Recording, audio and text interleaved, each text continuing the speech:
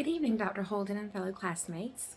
My name is Tabitha Hughes, and I'm here to discuss with you this week's discussion board topic, which had us researching in the America's Historical Imprints database for primary sources that could potentially be used in an American historical presentation for a specific audience.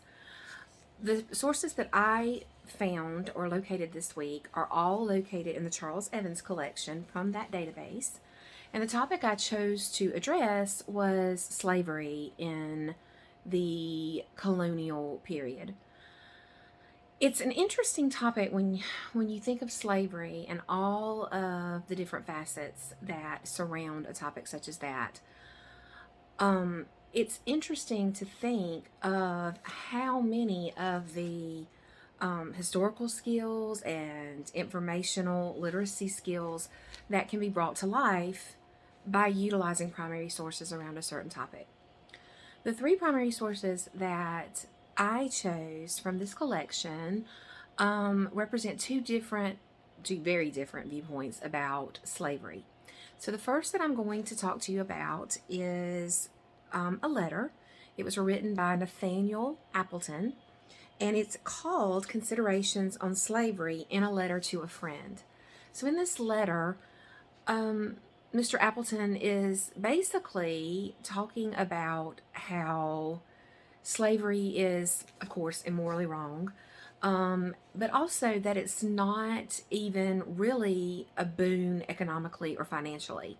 And as a result of the immorality and the fact that it doesn't really show a benefit in terms of a financial benefit in terms of America and American society in the colonial times, he, in this letter to his friend, suggests that, of course, it be abolished or not continued.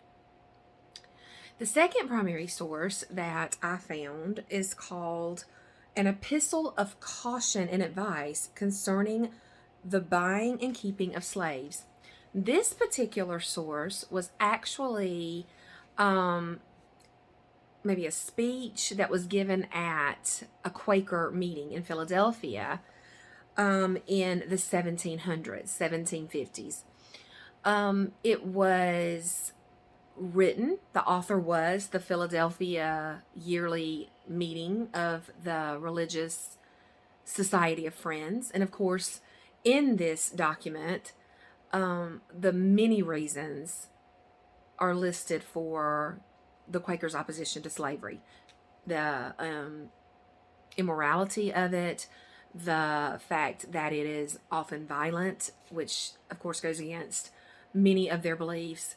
Also the fact that slavery was the antithesis of what Jesus would have, what Jesus preached and what he taught about loving each other and loving neighbors. So again, one viewpoint represented by these documents is, of course, that slavery should be abolished because of the fact that it's morally cantankerous, it's morally wrong. And also, in one vein, that it serves no particular purpose financially. There's no gain to be had by keeping other human beings in bondage. The third primary source that I found was an actual advertisement for a slave auction that was to be held in Charlestown, South Carolina, February 3rd, 1768. And of course, in this advertisement, you see the flip side of the argument of slavery, that it is economically viable and important to the economy. And you gather, or you can infer using your informational literacy skills, that Southern slave owners saw this as a very profitable business and a very profitable industry. When we talk about informational literacy in the realm of history, we want these skills of chronological thinking, historical comprehension, historical analysis and interpretation, research skills, historical issues of analysis and decision making. All of those skills are very easily represented when primary sources are utilized and students are asked to stretch their thinking and apply their critical thinking skills to not only understand the documents themselves, but to apply that understanding to the various nuances of the different sides of the issue. So thank you for watching, and I hope that you enjoyed the presentation for this week. Thank you.